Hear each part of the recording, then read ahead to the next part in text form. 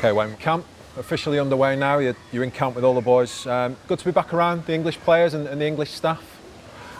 Yeah, no, it is. I was looking forward to coming. It was a 5-hour trip yesterday to get here, but I was keen to come, and it was great to see everybody at breakfast this morning. A good group of blokes. I enjoyed being with them last year, and most of them are back this year. What do you like most about the English boys? Is it you've got a good sense of humour? Is it the attitude, the culture in the camp? I got the sense of humour. No, they're just good blokes. They're well mannered. They're respectful. They've got good discipline, and they're really compatible with each other. And they make everybody around them feel pretty good. Going to cast our minds back now to Four Nations last year. Obviously disappointing not to make the final for us. But what was said after that? What was laid out for the year ahead after that Four Nations tournament? I was laid out before the tournament itself, so we couldn't deliver on one of them. That was a pre-season camp in Dubai. That didn't happen, but they did have a number of sessions with them in the UK throughout the season, which was good. And we had the test match against Samoa, which I think was the most beneficial thing that we did. And that went really well for us and brought us all back together again. So it wasn't, nearly 12 months since we'd last seen each other. It's only been 6 months, and it was a good game for us. The guys played well, and I think it's put us in a good place to start this tournament.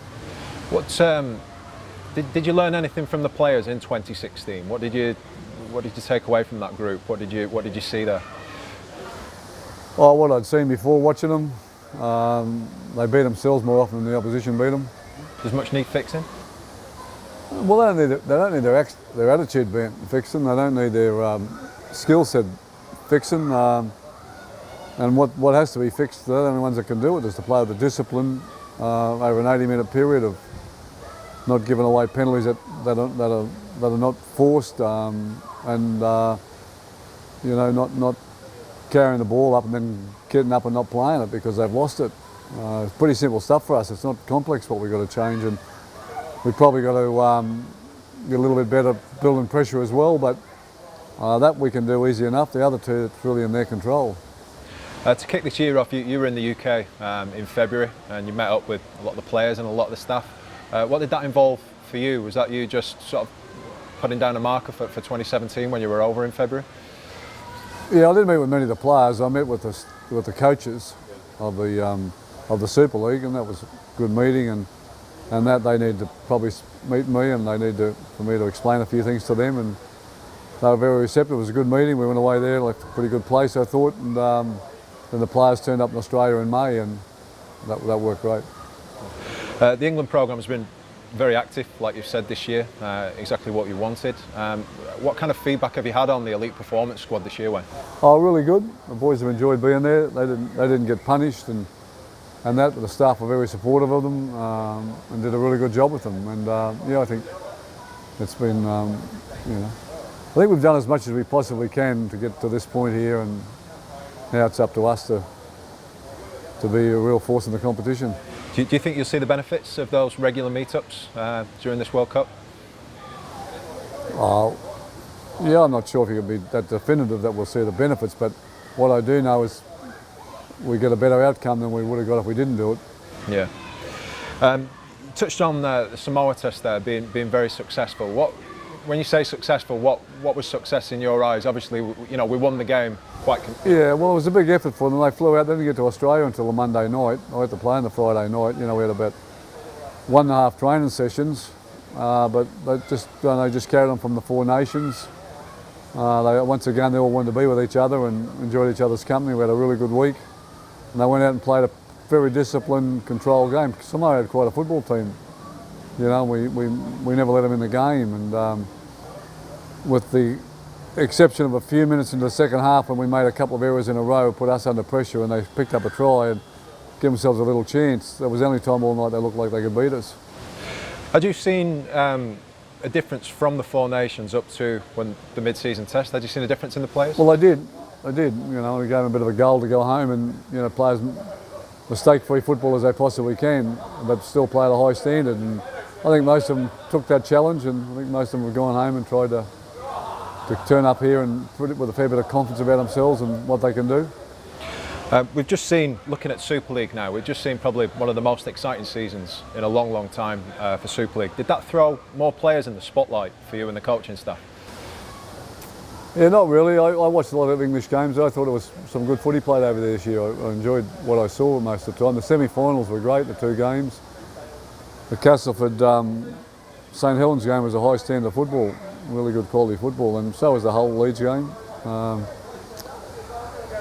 So, you know, I think that they come here in good shape and with some confidence about the way they play, and we've just got to, you know, combine it with the Australian-based players.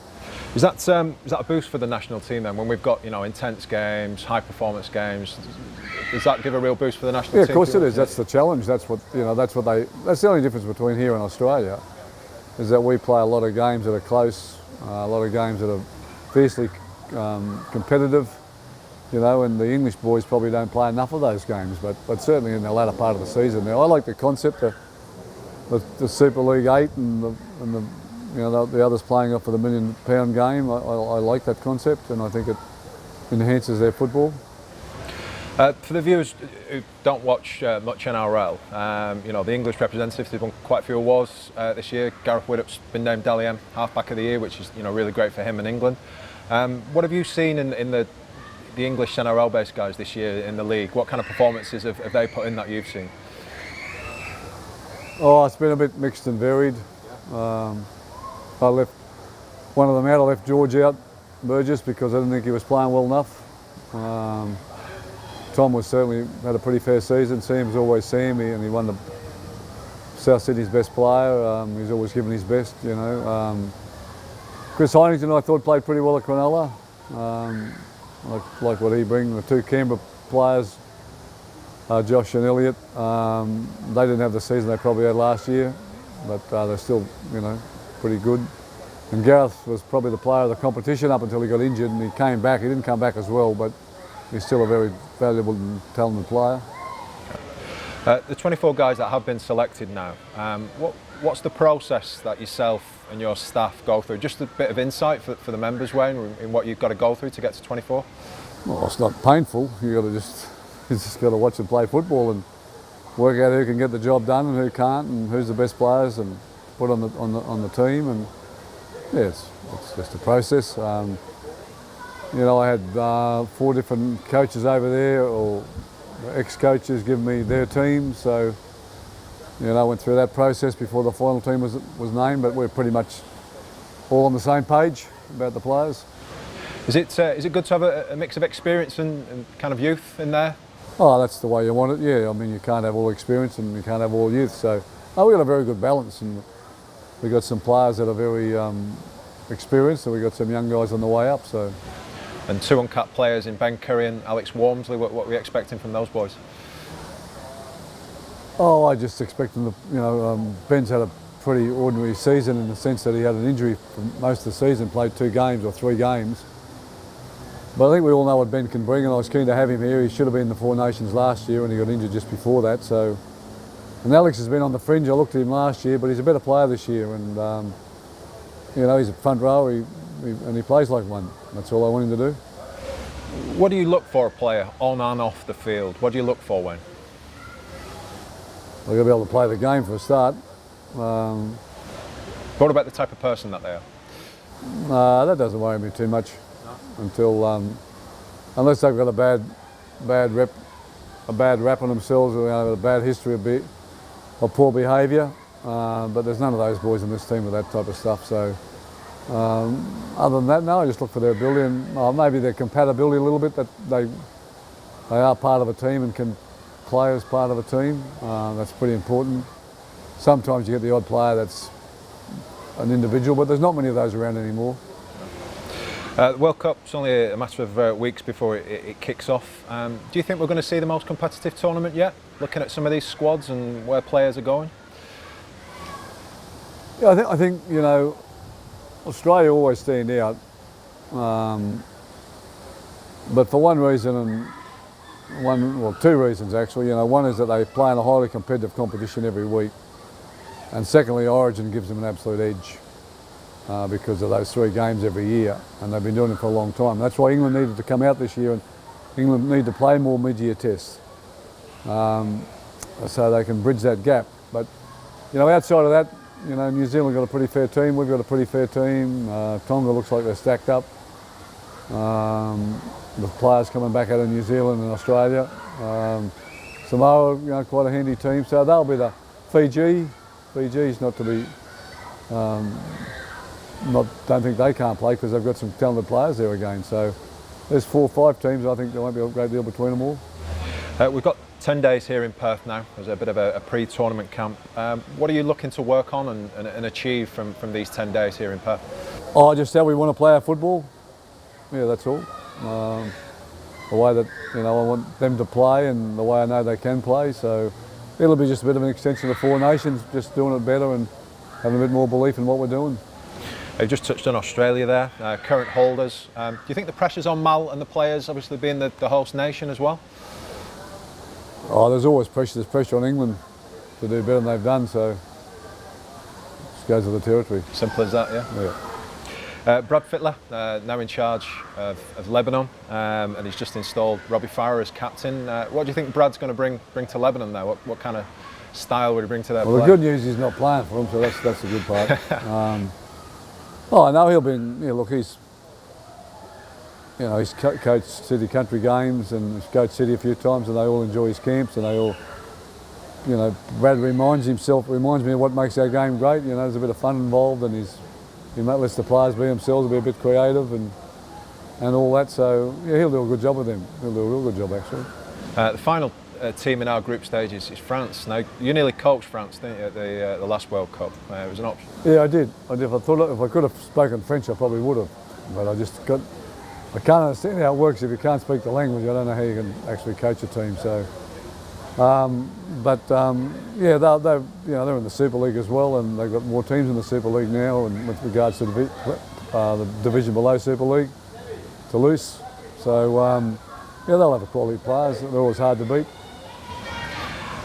Your last involvement in a World Cup was 2008, working with the New Zealand side. Do you see any similarities with this English side now, as you did when you went into New Zealand camp? Not really, no. No. Was there any problems, or what was the challenges there with New Zealand when you were working with them in 08? Well, their challenge was just a bit of belief that they could beat Australia. England's got the same problem, so that's the challenge. That was it. And then, how much work did that take for you, Wayne, to overcome that, to get that belief in the Kiwis, or in themselves? Oh well, we managed to do it in 6 weeks, so yeah. So we'll start up here. We'll play Australia first game, so that'll be the first part of it.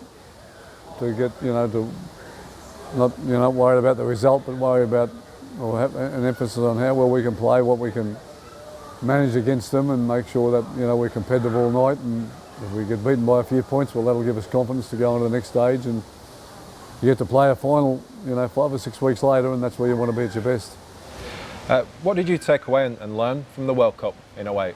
Any personal experiences that you brought away and made you a better coach, or maybe work on something else? Oh no, the principles of coaching remain the same. Need players with ability, players that want something bad enough. Come together as a group and as a team, and they want to play for each other. Nothing's changed.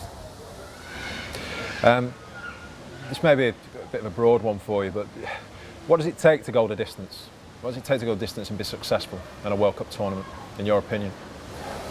A team that wants something bad enough, prepared to all be on the same page, but all prepared to sacrifice.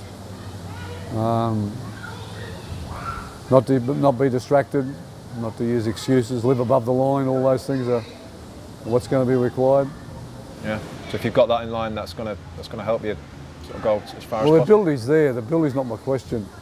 My ability is just, how disciplined they want to be, how they want to grab the opportunity, and just find out how good they can really be. Last question on the World Cup. What are your memories of the World Cup? Now, this isn't just you being involved as a coach or an assistant coach, but what are your memories just of the World Cup tournament in general? Any favourite players, any memorable games? What do you? I've coached too many of those memorable games. Oh no, well, look, the World Cup only got resurrected, I think it was 2000. When they had an 8-year break, never had another one. Might have been 2001, I think it was in the UK, and they didn't have one for 7 or 8 years, and they realised the importance of it and they put it back on the agenda. So I'm just pleased it's back. I'm involved because I want to make a bit of a contribution to it because I believe in it.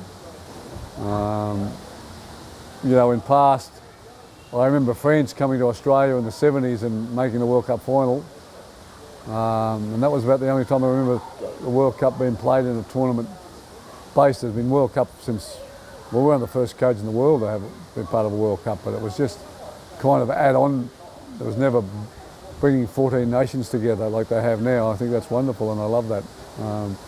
Up until 2008, or maybe they did in 2001. I think it was 2001 or 2000 in the UK, but they brought a lot of nations together in 2008, 2013 and 2017, and I love that, and it's the best chance we got. Looking at the one in the UK in 2013 and how well received it was, do you think that was a little bit of a springboard about how serious it could be? Yeah. 2008 with New Zealand won meant a lot, gave it, and then went to England. England did a great job promoting it, had great crowds at all the venues,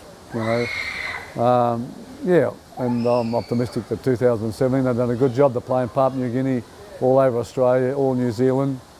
So they've spread the game out, but at the same time they've reached out to where all the fans are. Last one, completely outside of rugby league, completely outside of your job. What puts a smile on your face? What other interests lie outside of rugby league for you, Wayne? What keeps you going? I don't take much to keep going.